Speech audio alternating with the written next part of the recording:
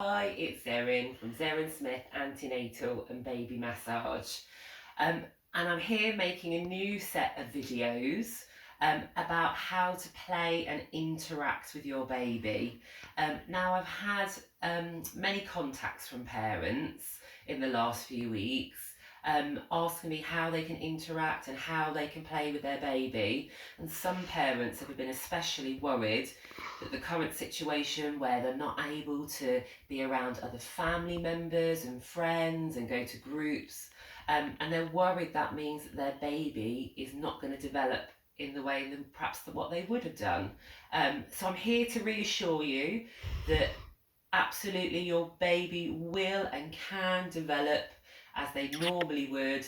But I've got a few hints and tips of ways that you can play and interact with your baby, and according to their age and their development stage as well. So as I've done with my other videos, I will share links of information with you, and there's lots of sources of information that can tell you all about how your baby is growing and how they're developing, and how there's lots of changes going on in their bodies and in their brains. So today's video is going to be about newborn babies. So the first 3 months of your baby's life and things that you can do with your baby to interact. Lots of things you're probably doing automatically, and it's quite instinctual to do those things. But let's have a look at some of the things you can do.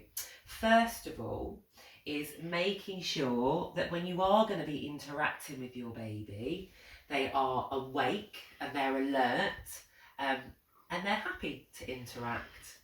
Now, bringing your baby closer to you so that you can see your baby's face clearly, and more importantly, they can see your face clearly as well. So from birth, babies can see approximately 8 inches away from them. Anything further is a blur. So by bringing your baby close to you and talking to your baby and interacting with your baby, it is a distance that they can see you. Research and recent studies actually have shown that babies can distinguish faces and expressions before they can distinguish spaces and shapes and patterns around them. So by talking to your baby, not only are you giving your baby an opportunity to have a chat with you, to study your face and your expressions, but you're also then given the opportunity to develop their speech and their abilities as well. So make sure you talk to your baby at every opportunity possible, as you're making a cup of tea, as you're going about all the different jobs that you'd be doing in the house, as you're changing their nappy, and that's wonderful for that speech development as well. Now, babies can mimic, so what you can do is do some expressions, such as, for instance, as sticking out your tongue, but giving your baby time to take that on board and then try to mimic that action. And another thing that you can do is mimic the faces and the expressions that your baby pulls as well. And as I say, it's making sure that you're pausing and giving them that time that they can have a go at doing it back with you. So reading is fantastic to do, and when you do read, do try out different voices, and do add some excitement and some expression into the story as well. And you'll probably notice when people talk to babies, they talk in a baby voice, and their voice goes very much up and down when they say hello baby. But actually that's really good for babies, that different tone, that different volume, that different expression. So that's really, really good for them. Singing is fantastic as well, and having music on so babies can hear all those different sounds as well. And maybe music that you had playing when you were pregnant will mean that it's a familiar sound to your baby.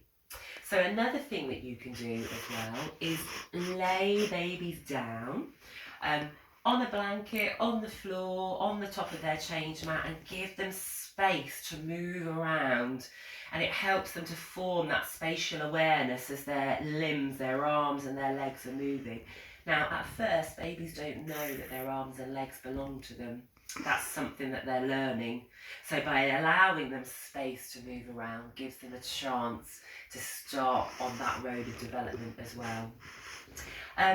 One thing that you might like to try, and that you might need to do a little bit more research into, and again I'm going to recommend a company to you, is signing for your babies. So signing where instead of them having to talk to you, they can make shapes and they can make gestures according to if they're hungry, if they're tired, if they want to play, and that's a really, really great way of doing it as well.